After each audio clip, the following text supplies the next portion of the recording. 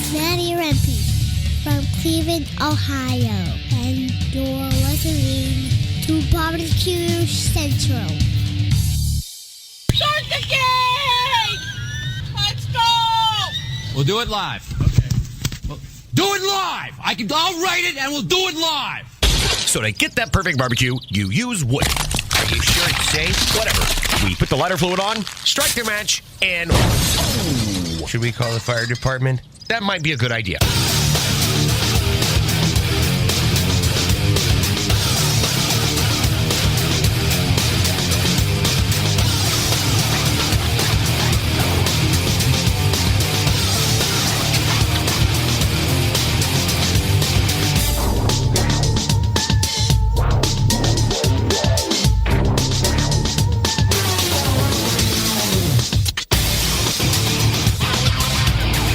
Welcome to the really big Barbecue Central show. A show where we talk about all things important to the world of barbecue and grilling. Originating from the Rock and Roll Hall of Fame city of Cleveland, Ohio. It is the barbecue capital of the North Coast. I'm your program host, Greg Rempe. Happy to have you. If you want to lob a phone call in tonight, if you want to lob an email in tonight, two separate bits of contact information. I will share that with you right now.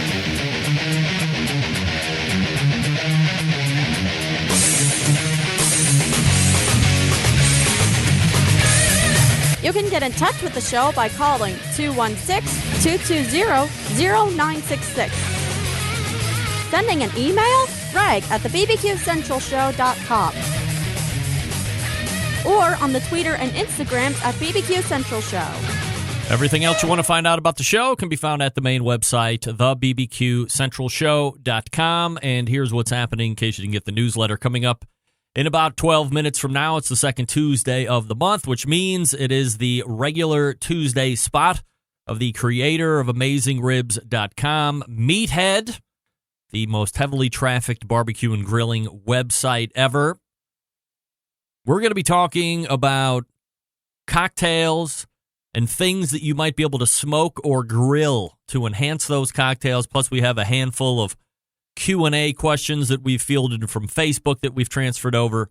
So always enjoy spending not one, but two segments with Meathead from AmazingRibs.com. That's hour number one. Then we'll move into the second hour, 14 past. We'll be joined by a first-time guest and the creator of Girls Can Grill. That is both a website and a social media presence. That, of course, is Christy Vanover. Again, first-timer. Lots to talk about with Christy. Obviously, it's her first foray into the Barbecue Central show, so we'll get a little background on her. If this is her full-time gig, or maybe she has a day job like a lot of us, and we moonlight into the live fire, then we'll also talk about some recipes, talk a little bit of website stuff and internet stuff. Lots of great information to be shared and gone over. 14 past the second hour. Then we will move to the bullpen segment, 35 past the second hour. He is a multiple-time Emmy award-winning daytime host. He is a cookbook author. He is a cooking class instructor. But most of all, he's my pal from San Diego, California. Sam, the cooking guy, will close the show tonight. Plenty to get involved with when it comes to Sam. Of course, one of my favorite folks to talk food with.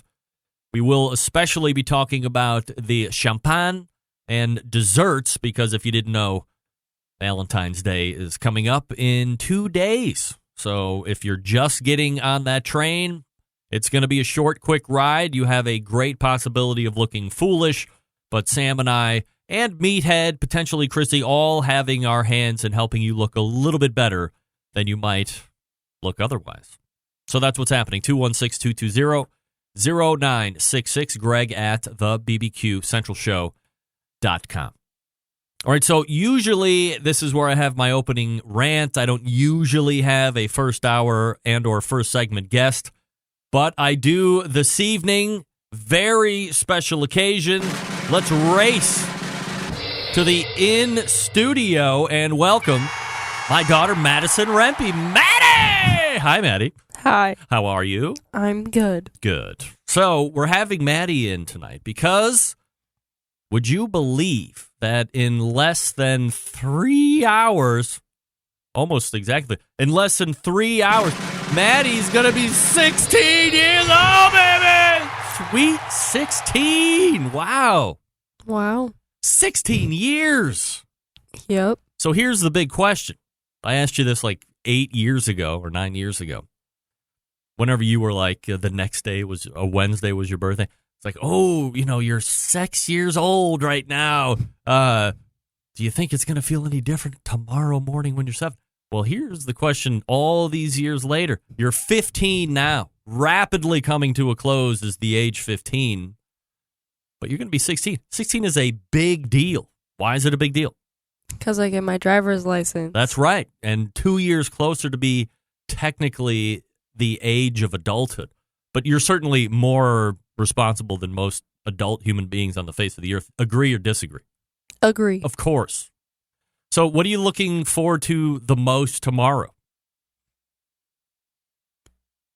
That's a good question. And that's why I ask the good questions. I don't know. Is there one thing that you're looking forward to going to school and having everybody say, hey, Maddie, happy birthday? Are you looking forward to maybe some kind of a dinner that we might be going to? Things of this nature? Yeah, maybe dinner. I don't know where we're going, though. What's on top of your list? Barrio? No. That didn't happen last time. Yeah, I know. Kind of upset about that. So we can make it good. Well, Barrio's not like birthday dinner, How do you describe birthday dinner? Not like Jeff Ruby's fancy, but not like Olive Garden. So you want some kind of fancy. Is that what you're saying? Kind of. You want to be revered and appreciated a little bit tomorrow? I mean, maybe, but like, we could just go to... I don't even know what restaurants are near us anymore. They're all like closing. They are? Yeah. Aren't they all the same restaurants that have always been around us? I wanted to go to Bravo, but that's in Legacy Village. That's like 10 hours away. It's like 15 minutes away. Okay, that's still far. Is it really? Yeah. Okay. I guess I'm really where you want to go. Then I think we have to make that happen. I still don't know. I have to think about it. It's sweet 16. You only turned 16 once. By the way, you only turned 15 and 14 and 30. You get it. I got it. So here's the big second question of the interview. When can you get your license? Or take us through the process for those that are just having kids or maybe they're a couple years away, at least in Ohio. I'm not sure where it is across the nation, but what's the process of getting a license here in Ohio? Well, when you turn 15 and a half, you are, I guess, legally allowed to go get your... We're going to Red! Did they hear that? I don't know what that is. No, we're not. We're not going to Red. Yeah, we are! Get out of here. I don't know what Red is. It's a steakhouse. Really high dollar steak. I don't want steak. Of course not. We are not going to Red. Okay. All right. Go ahead, Maddie. What was I talking about? You were talking about getting your license process. Yeah. So once you turn 15 and a half, Yep. you are allowed to go get your temporary driver's permit. Yeah. And you are allowed to start driving with your parents. Uh-huh. Once you get your permit, you have to start doing driving school, which you can either do online or in classes. Mm-hmm. I did online because easier and quicker. And you This didn't is want to go to Chewy. classes? No, this is Chewy. Oh, hi, Chewy. Very nice to see you. Get out of my studio, cat. And then after you finish your classes, Yeah. you schedule your in-cars, Mhm. which is driving around with an instructor for 3 hours. At a clip. Huh? 3 hours at a time. Yes. Yeah. How fun is that? I mean, it's not fun, but if you have a good instructor like I did, you guys will talk, so it won't be too boring. Mm-hmm. And then after you finish your in-cars, you schedule your driver's test and get your L's. Your L's? Is that what the kids are calling it these days? Yes. The L's. I got my L's in the late 1800s. Yeah? Yeah. Very old. First time cars were coming about, I got my L's. All right, so we got 30 seconds left. What do you have to say to the Centralites as you are racing towards 16 at a breakneck pace? Keep grilling your food. Yeah. And making it good. And? Listening to my dad's show. Yes! Mostly that. And that's why you're my favorite. Yep. And I know everybody else is watching, and I mean it too. So there you go. All right. Well, Maddie, thanks for a successful opening segment. We can only go downhill from there because you have set the bar way too high as usual. Yep. All right. Tend to do that. You do. All right. Well, thank you, Maddie. You're welcome. All right. We'll see you next year. That's my daughter, Maddie Rippin. So pretty, right? All right, well, where we're going for dinner continues to be up in the air. However, what's not up in the air is me telling you a little bit about a great new book soon to be released. How great? It premiered on Amazon as the #1 release in the barbecue and grilling section. It's called Grill Seeker, Basic Training for Everyday Grilling. Let me tell you a little bit about the author. From the battlefields of Afghanistan, Iraq, Somalia, and Bosnia to a state-of-the-art outdoor kitchen, Matt Eads is looking to unite people through grilling, no matter our race, gender, sexual orientation, cultural upbringing, socioeconomic standing, or political affiliation. Cooking over fire brings people together, differences getting set aside. That's why you should pre-order your copy of Grill Seeker, Basic Training for Everyday Grilling right now. Get it on Amazon. Focus of Grill Seeker is to show readers that gourmet grilling doesn't have to be just a weekend activity. With Matt's tips and tricks, you can craft amazing meals and create amazing memories for family and friends every night of the week. The memories and the camaraderie that grilling has created for Matt dating back to his teen years and throughout his time in the Marines fuel the desire to spread his passion for outdoor cooking. They're also the reason he started the United by Flame movement on social media, hashtag United by Flame. Here's a few teaser recipes from the book. Grilled grapes and roasted garlic-infused ricotta crostini. Grilled Nashville hot chicken. Grilled peach boats with mascarpone ice cream. What? Don't forget, join the hashtag United by Flame movement. Head to grillseeker.com, and at the very top of the website above the logo, click the United by Flame link, and then check out the page. Don't forget, you can send in a photo of Matt while you're cooking in front of your grill or your barbecue pit. Matt will share that to the page, and you'll become a member of the hashtag United by Flame movement. The website, grillseeker.com. Links to the book can be found on my website on the main page or in the show notes. Grill Seeker, Basic Training for Everyday Grilling. It's Matt Eads. Coming up at the end of the month, by the way. All right, Meathead coming up out of the break. Stick around. We'll be right back.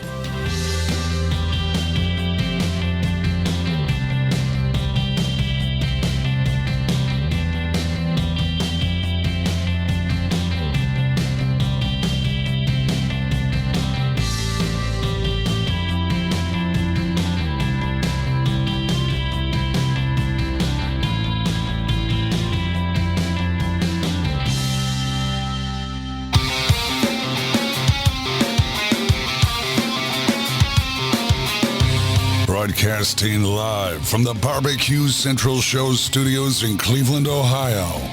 You're listening to the Barbecue Central Show. Once again, here's your host, Greg Rempe.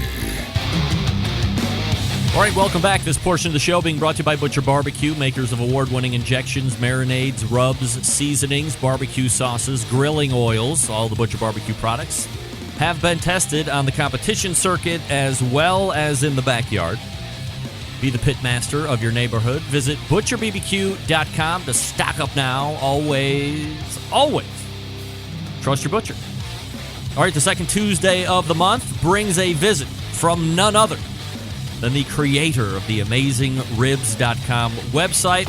And, of course, a Barbecue Central Show guest Hall of Famer, Meathead, is joining us. Hey, Greg, how am I going to follow that? I don't know. How are you? Oh, my goodness. How did such an ugly son of a gun as Whoa! you spawn such a beauty as that? I don't. Well, I mean, I do have a wife, and she's really hot. Okay, that explains a lot. She overcomes my poor genetic pool. Somebody in the comments section on Facebook said, grow long hair on Greg and he'll look just like her. Yeah, I mean, people want to say that, but in the end, that's really not at all the case. So, I mean, it's hard to believe it's been, let's see, when we were in Chicago, are we coming up on 3 years now? When we were in Chicago taking that. Since I've seen you? It could be 3 years. Oh, will you be my Valentine? Meathead, it would be an honor, sir, and a privilege, of course. And a completely different lifestyle, but nevertheless, I'm open to it. I'm open to it. All right, so before we get into some of the items that we want to talk about here this evening, Meathead, let's quickly, if there is any type of book progress update that you're allowed to share. Well, the topic we thought we'd take on tonight, I've been having fun working with grilled and smoked cocktails. Yes. And I just came back from Paso Robles, where I was working with the woman who's collaborating with me on this book and her husband, who are very talented mixologists, trying to, my wife and I toured Central Coast of California in the daytime, but we punched in promptly every day, 3 days at the bar. Yep. Started making drinks and cooking dinner. It was a besotted 3 days, but we had a lot of fun. So the book is slowly but surely progressing. It's really going to happen, right? Oh, yeah, it has to.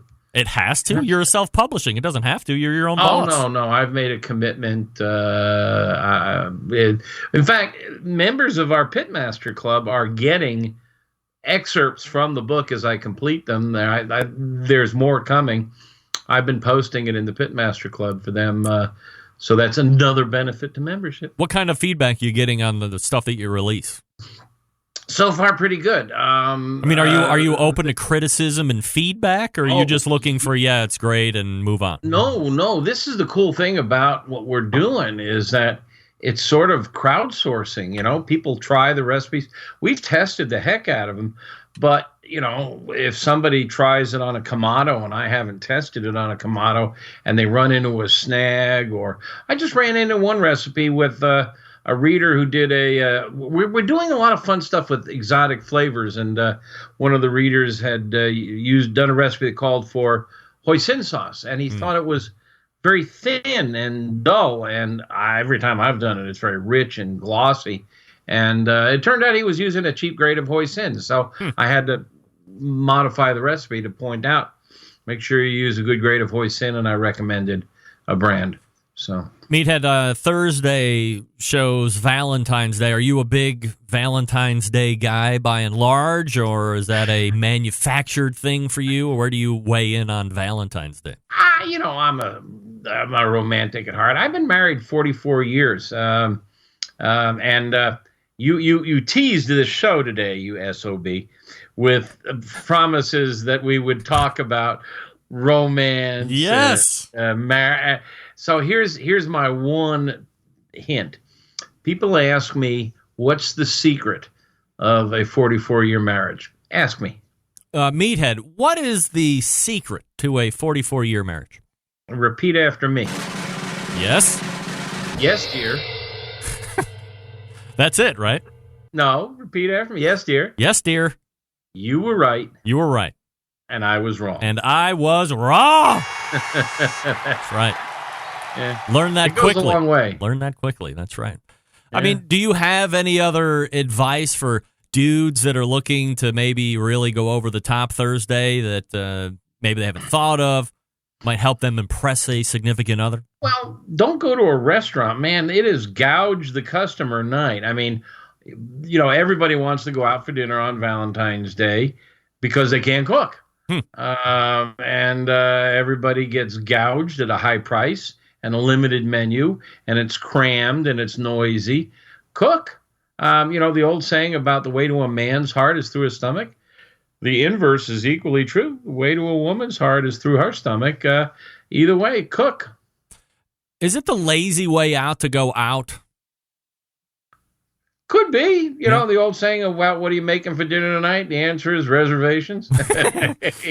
Meathead joining me here on the show. AmazingRibs.com is the website. Are you on Twitter, Meathead?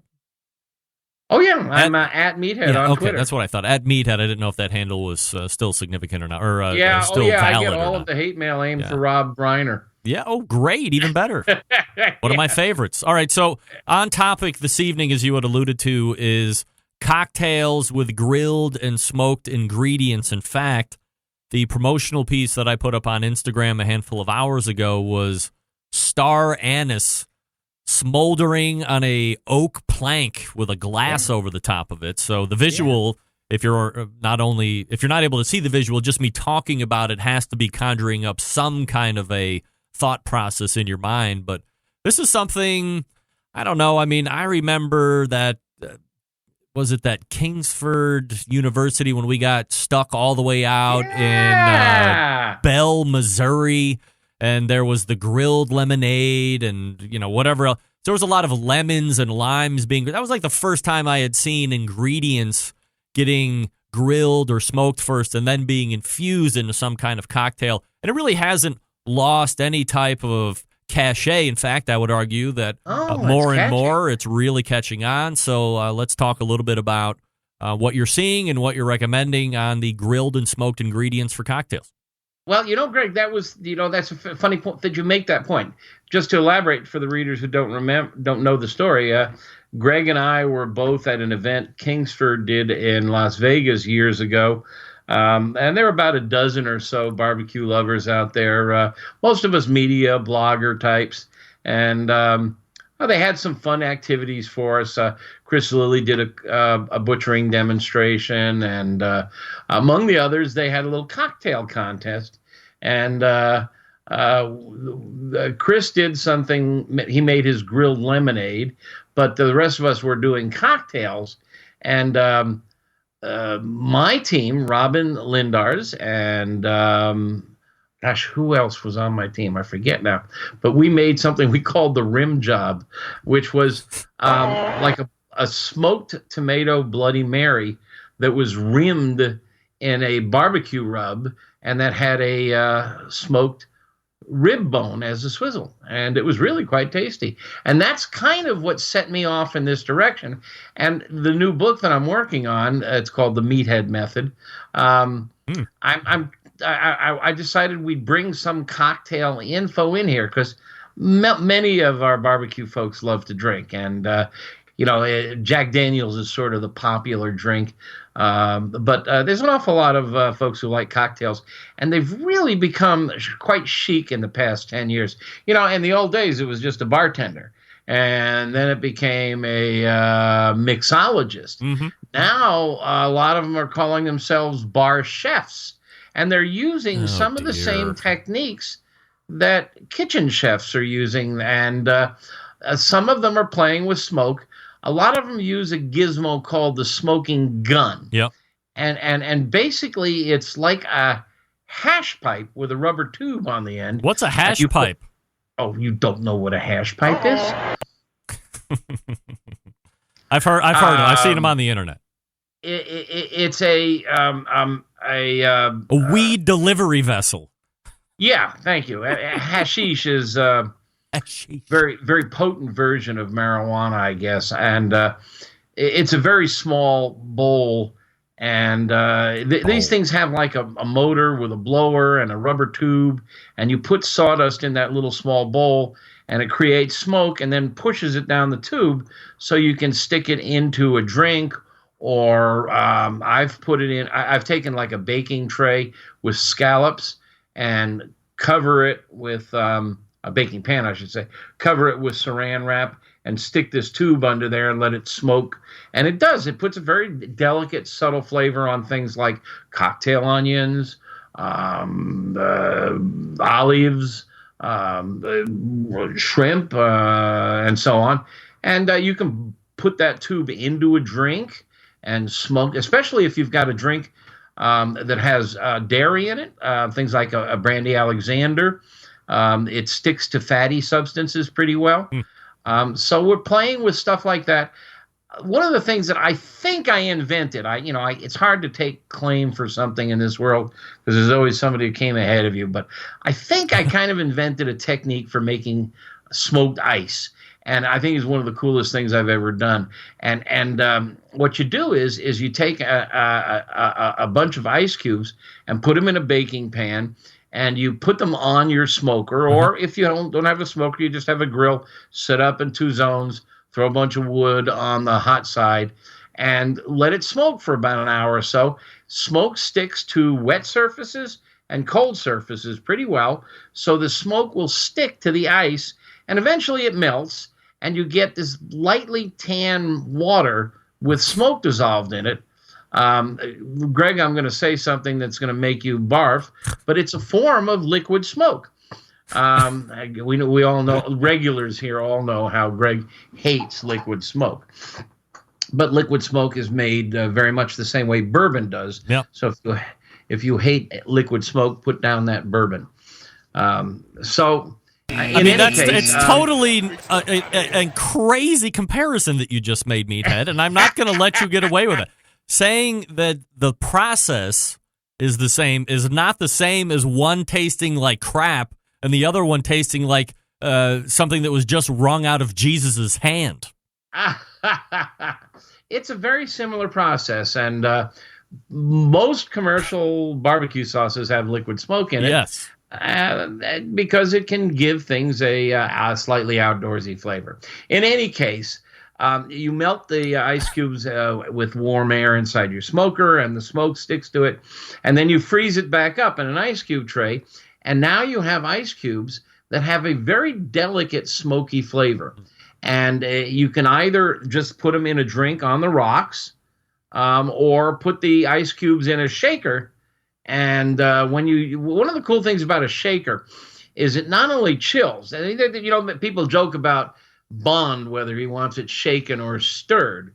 But when you stir a drink with ice cubes in it, there's very little melting. So you get a stronger drink. But if you put ice cubes in a shaker, it chips off the edges of the ice cubes and sometimes breaks them up, and you get more dilution that way. And so that water adds to the character, and you'll get a little smoky character into the drink. And it's very subtle, and one of the cool things about it is that it's barely noticeable at first, but as you nurse your drink, it gets stronger and stronger. So you have this kind of musicality to the drink where it changes with time. There's a temporal aspect to it. It's a lot of fun. So smoked ice is a cool technique to use. And there's other techniques. You mentioned the anise. You get these anise pods, and you lay them on a wooden plank, and you get like a Bunsen burner, or they have these little kitchen torches that are butane, and you start it smoldering, and then you put the glass upside down, and all that smoke is captured in the glass. And then you make the drink, and you pour the drink in the glass, and the smoke gets a little dissolved into the drink. Again, it's very subtle, but it's really quite nice. So would this be working well? Also, the first thing that's coming to my mind is smoke. You see everybody making these smoked Manhattans, smoked Old Fashions. So can you take your smoked ice, put a cube or two in a nice rocks glass, and then pour yourself 3 or 4 fingers of your favorite bourbon, and it complements it, or will the bourbon overtake? It's a very mild character, so it really doesn't overtake the bourbon. Depending on what drink, cocktails can be quite strong flavored. Sure. You've got not only the alcohol, but you've got your basic elements of a cocktail you have your hard, which is the whiskey. You have your soft, which is the It could be sour mix or lime juice or soft drinks or milk or whatever, but it's non-alcoholic. Often they're sweet, which it could be either sugar or simple syrup. There's often bitters. There's often something on the rim. So there's a variety of things go into a cocktail. And as a sum, they can be quite strong. So the smoke really is just a fiddle in the orchestra, and it doesn't overtake. Now, on the smoked ice, there were a couple of drinks we made where we noticed after an hour it started getting stronger as it melted, and we liked it less. But in general, it was really a nice thing. So let me ask you on that. As you're talking about the ice starting to, or the longer you were nursing this drink, the more pronounced the smoke came. Is this also indicative of, in the wine world, and we're going to actually talk a little bit more wine after the break here, but there's a constant notion of, and let me preface any type of snobbery right off the top and say, drink any wine any way you want, pair it however you want. I don't care. As long as it tastes good to you, that's the way you want to do it.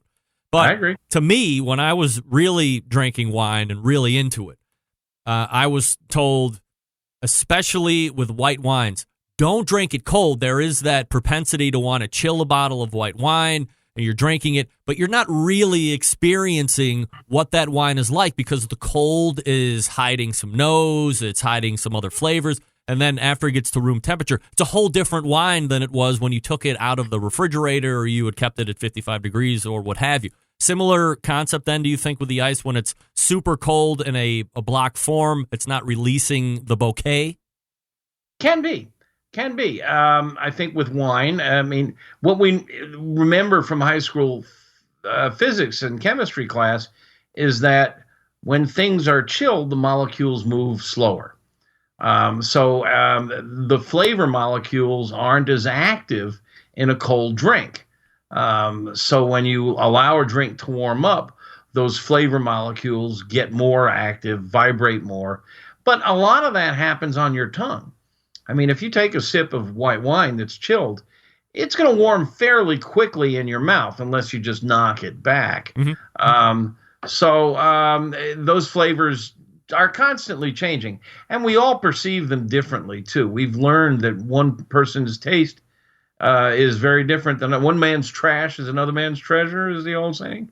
Everybody's taste is different. Taste is a matter of taste. Chacun a son goût, I think, is the French expression. I wouldn't have the first. Yeah, flavors change with temperature, and that's kind of what's going on here with the smoked ice. There was something else that we did that was a lot of fun. We mixed up a bunch of drinks, and we kept saying, gosh, I don't notice, like, for example, we did a drink where the sour mix was grilled lemon. And we tasted it, we really liked it, and the lemon flavor was rich. But we just kept saying, well, I don't see where the grilled flavor is. It's a nice drink, and it was just very creative. We did some fun stuff with it, but we don't.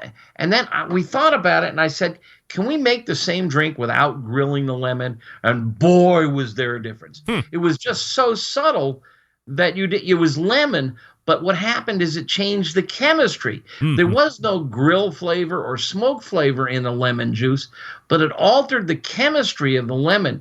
And as you looked at it, it was a much darker golden color, and it was richer. It was slightly sweet, or it wasn't as acidic.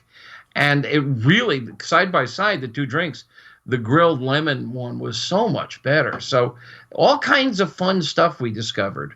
Meathead from AmazingRibs.com joining me here as he does the second Tuesday of every month. Meathead, stand by, and we will come back and do some Facebook question and answering. We'll also see if there's anything else that you might want to talk about before we turn off the grilled cocktail talk. In the meantime, I'm going to talk to you quickly about Southside Market and Barbecue. Anyone interested in sausage? Anyone interested in the love of barbecue? Yeah, all of us. Established in 1882. Southside is the oldest barbecue joint in Texas, and they have been owned and operated by the same family for 3 generations. Famous for the beef sausage, coarse ground in a natural pork casing, Also, they have authentic Central Texas barbecue to sell as well. All the meats, including their prime briskets, smoked low and slow for many hours over real Texas post oak wood. That's how they do it down there. They ship nationwide via the online store, southsidemarket.com. They also ship fresh and smoked sausages nationwide. Shipping customers can choose to order now and ship later, include a custom gift note, and mail to multiple addresses without any additional charges. That's what I did this past Christmas for all the embedded correspondence. Shipped items are vacuum sealed to ensure freshness, ease of preparation for the customer. Shipped with dry ice to ensure complete freshness upon arrival. All meats processed in that on-site USDA inspected facility. On-site meat markets for fresh and smoked products. Custom orders are available as well. 2 restaurants if you want to try them out. Elgin, Texas, since 1882. Bastrop, Texas, since 2014. Grocery distribution through Texas and many surrounding states as well. If you can only shop at southsidemarket.com, you've hit the jackpot. You can get 10% off your entire online order if you use code BBQ Central, lowercase one word, at checkout. That's 10% off the entire online order at southsidemarket.com when you use code BBQ Central. We're talking with Meathead from AmazingRibs.com. Stick around. We'll be right back.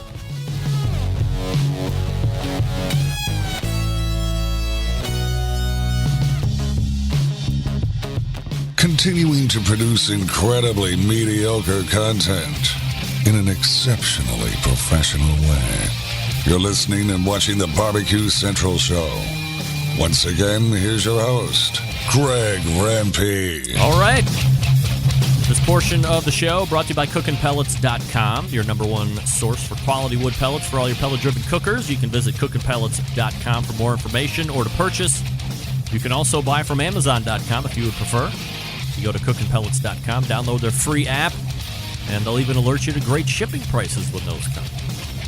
In the meantime, we pick up our conversation with Meathead from AmazingRibs.com. Meathead, anything to tie up the smoked cocktail ingredients and grilled stuff? Just a couple other things that you can play with as you're experimenting. We'll have the drink recipes. I'll probably put a few of them in the Pitmaster Club once I perfect them in the next few months. And then they'll be in my next book when it comes out about a year from now. But some things to play with is smoked salt. You can buy it or make it. Smoking sugar is something fun to play with. If you want, you can try flaming drinks, but they are really dangerous. Be careful, especially flaming shots. Just Google flaming shots on the internet, and you'll see pictures of people setting their mouth on fire, setting their mustache on fire, setting the house on fire. Sounds fun. Yeah, just beware of flaming shots. But you can use things like smoked hot sauce. Chipotle Tabasco is Chipotle is smoked. You can use Chipotle in a drink to get some heat. The smoking guns, that's a brand name, but there are imitations that are less expensive on Amazon, and they work. I've got one. You can do things like grilling all kinds of fruits, pineapple.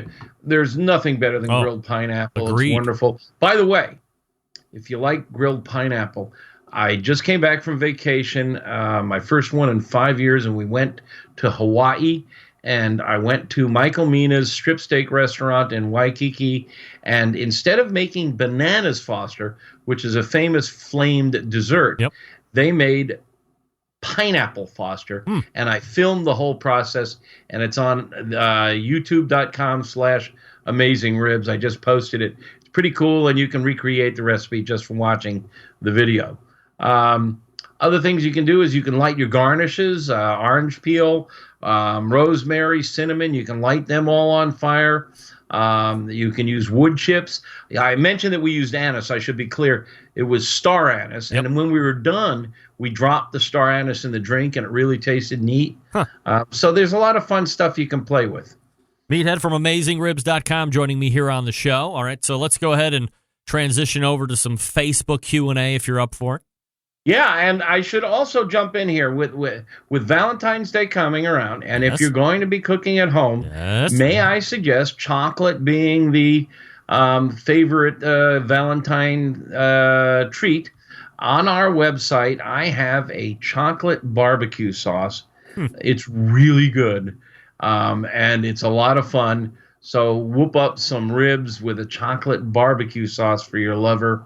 Or it's not barbecued, it's not grilled, it doesn't have fire involved, but you can, there's a recipe for, the little chocolate balls. What are they called, for crying out loud? Chocolate balls. Yeah, there's for crying out loud, my memory is terrible. Buckeye balls? Somebody in the online will tell me the answer. But in any case, they're really. You mean bonbons? No, skip it, and I'll think of it in a minute. All right. First question: truffles. Truffles. That's it. Chocolate truffles. Thank you. I thought of it. It's not Christy Vanover from Girls Can Grill that thought of it. I thought of it, of course. It's really easy to make chocolate truffles, and I have the recipe on AmazingRibs.com, and it's fun because your hands get all covered in chocolate. That's right. We love to be messy. That's part of being a barbecue and griller. First question from Steve in Tennessee. Meathead, tell me about wines that pair with pork, brisket, and chicken, all barbecued. Okay.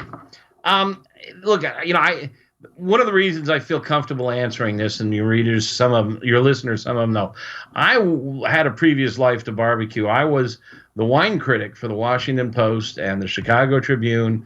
I published a magazine and was on the USA wine tasting team. So I know a little bit about wine. I'm not up to speed currently on all the hot new wineries and stuff. But the general theory in all wine and food pairing is take a look at the food and find the dominant characteristic. So if it's pork ribs, but you're putting a really heavy, rich Kansas City barbecue sauce or a chocolate sauce on it, that's going to be the dominant flavor. So that's what you do your matching with. If it's just a simple piece of grilled fish, then the fish is the dominant flavor. But if you're making a really lemony sauce, that's the dominant flavor. So identify the dominant flavor. So when you say barbecued pork, my question is what's with it or on it? If it's just a pork chop grilled or smoked, I tend to go for a light white wine that's got good acidity, that will cut through fat, like a Sauvignon Blanc. But if it's got a mustard sauce on there, I might go for something richer like a Chardonnay. It really varies. But I think the key is what's your dominant flavor and match your wine to that. And there's two ways in matching. There's complement and contrast. You can wear a yellow shirt with brown pants, they complement, or blue pants, they contrast. And the same idea here with wine. You can choose, for example, a very hot, spicy barbecue dish. Go for a slightly sweet white like a Riesling or a Asti Spumante or something like that, a Moscato, which is a contrast, or go for something that complements it. Usually for fatty foods, I want acidity because acidity cuts the fat.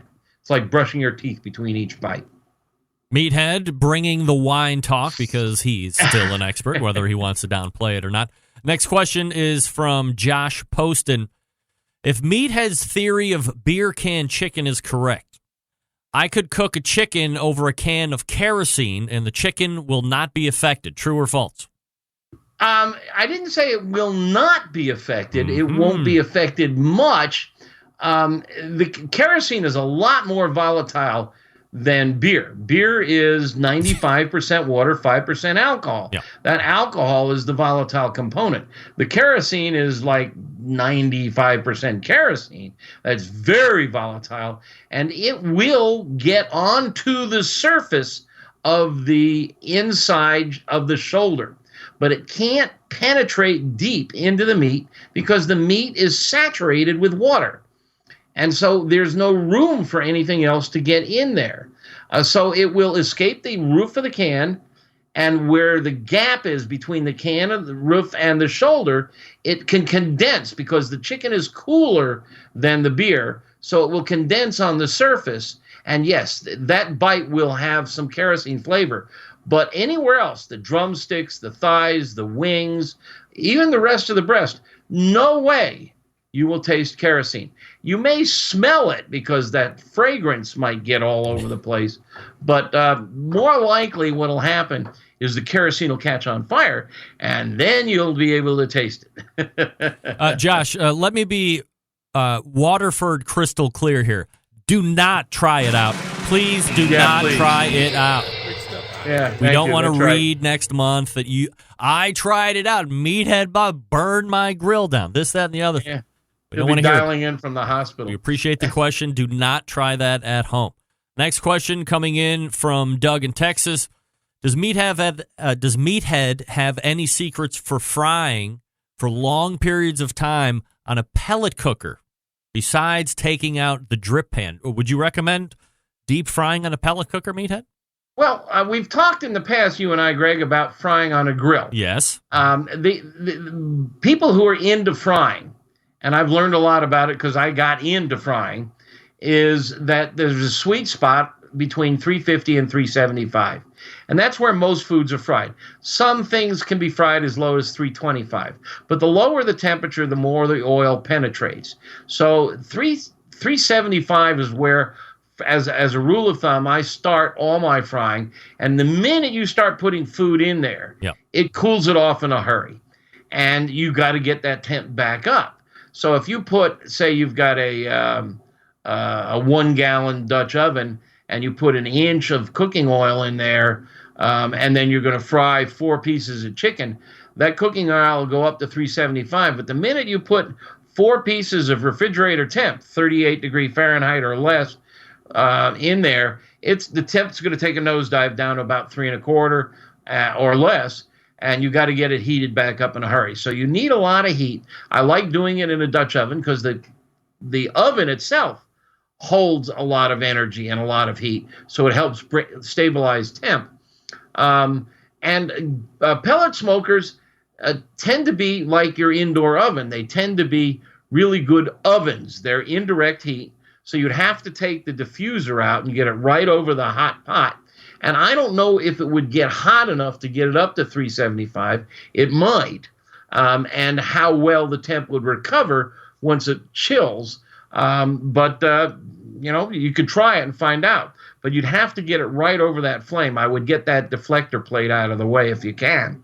I would be nervous because I do have a number of pellet cookers now on my back porch. But if I took out the deflector shield, and then I guess I put the grill grates back on so that can accommodate the pan. So, then I'm underneath the fire.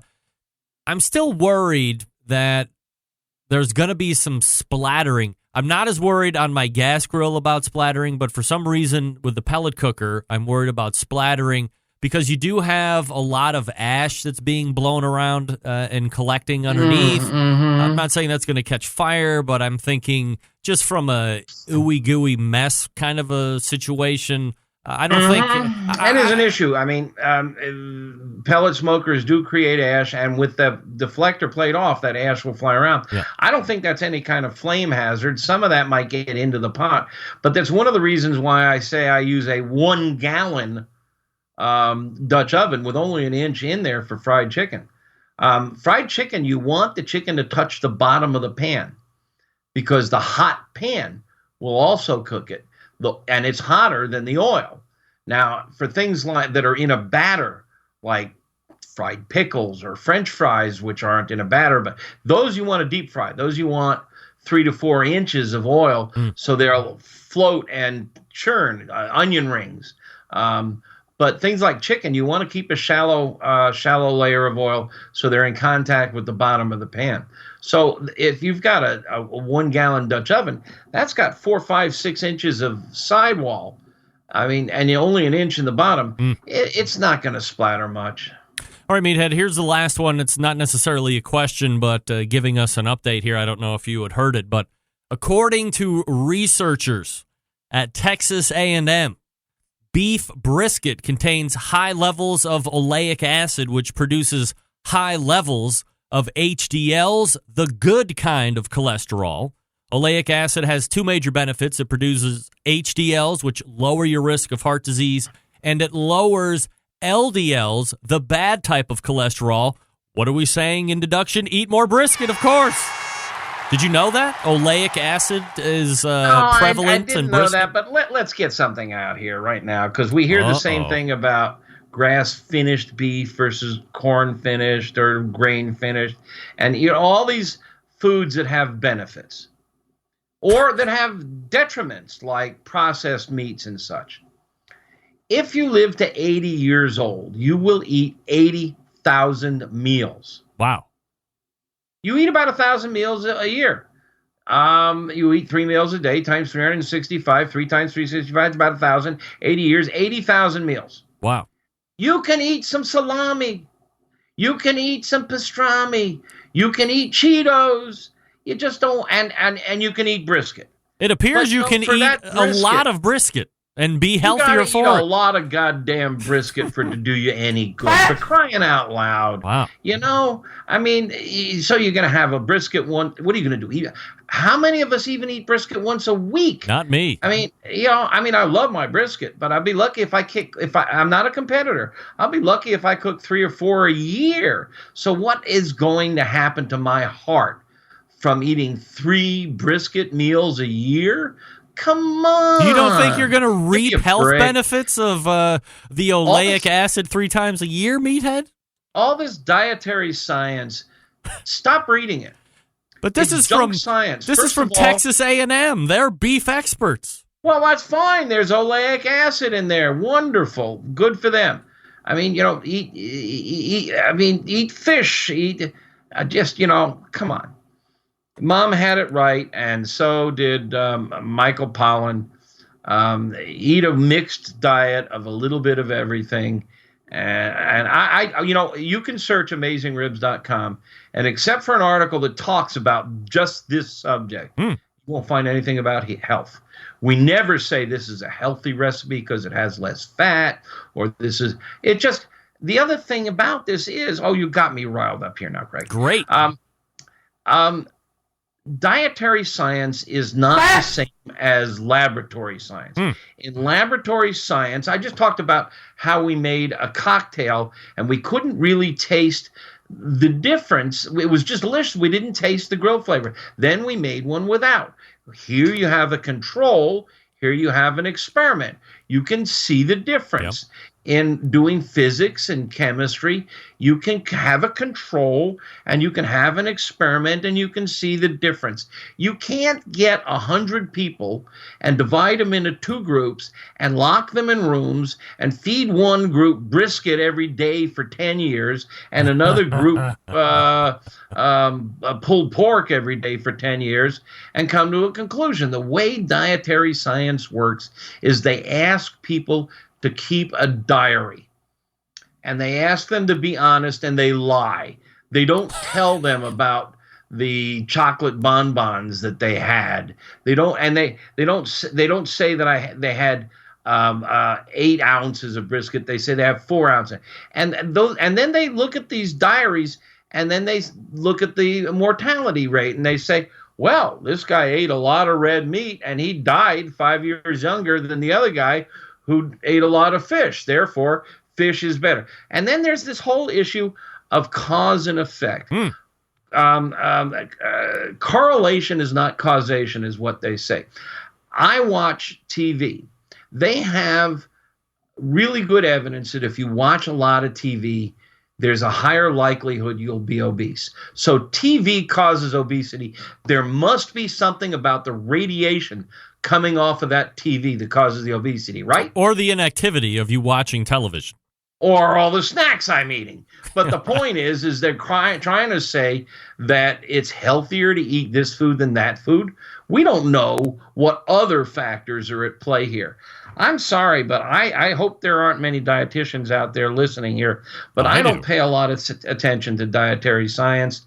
I just try to eat a mixed diet. I try to eat a little bit of everything, not too much of anything. I love a hot dog, but I don't eat them every day. Yep. I don't even eat them once a week. I mean, I'm not going to die from eating 1 or 2 hot dogs a month. I eat 80,000 meals in my lifetime.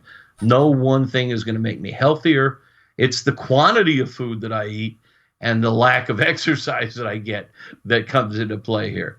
Meathead from AmazingRibs.com breaking it all down. You can find him on the Twitter at Meathead. Go ahead and flame him, if you will, dietitians and scientists and all that stuff over there. He loves to see it.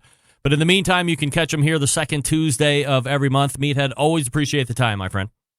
Greg, always fun talking to you and the Centralites. Happy Valentine's, everybody. Be my Valentine. All right, we'll be Meathead's Valentine. Absolutely. Who doesn't want to be Meathead's Valentine from Amazing Ribs? I know I do.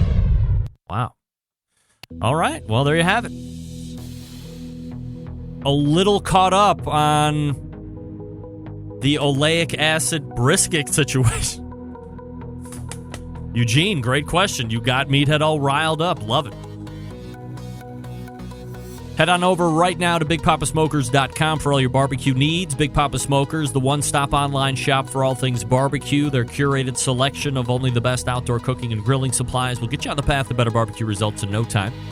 Everything at BigPapaSmokers.com has been Pitmaster approved by Sterling Big Papa Ball himself. From the award-winning rubs and sauces to the American-made grills and smokers, Big Papa Smokers has something for everybody, and it will help you become a better outdoor cook. Big Papa's has those championship rubs and seasonings. Flavors like Sweet Money, Cattle Prod, Cash Cow, Money, Gold Desert, just to name a few. You know, they have over 13 perfectly balanced flavors that transform ordinary meals into extraordinary. Also, a great relationship with Steph Franklin and the folks over at Simply Marvelous Barbecue. Put them together, you now have the West Coast offense in your hands. And we know how that's been working on the competition circuit for the last handful of years.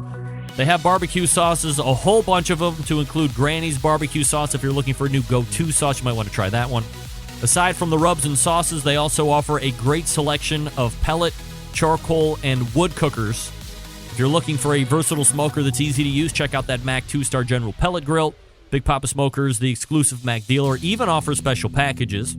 Not a fan of pellet smokers? Fine. Take a look at the Old Hickory Ace BP. It's the only charcoal smoker that Big Papa trusts on his competition trailer. And if you're a backyard barbecue enthusiast like me, looking for a durable and versatile grill that will last forever, the M Grill from Texas is just what you need. They're built like tanks. Not sure what kind of grill you need? You really can't go wrong with anything featured on BigPapaSmokers.com. They have something for every kind of backyard cook and budget. Check out the website today to shop the full selection.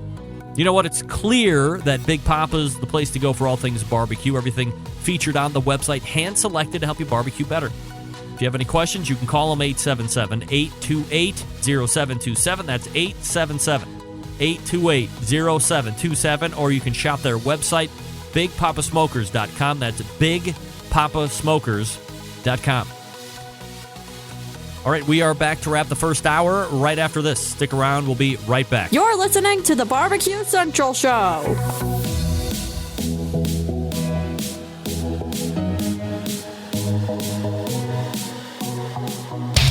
Big name interviews, advice on cooking brisket and ribs, and the only host willing to share his honest opinion on all things important in the world of barbecue. It's the Barbecue Central Show.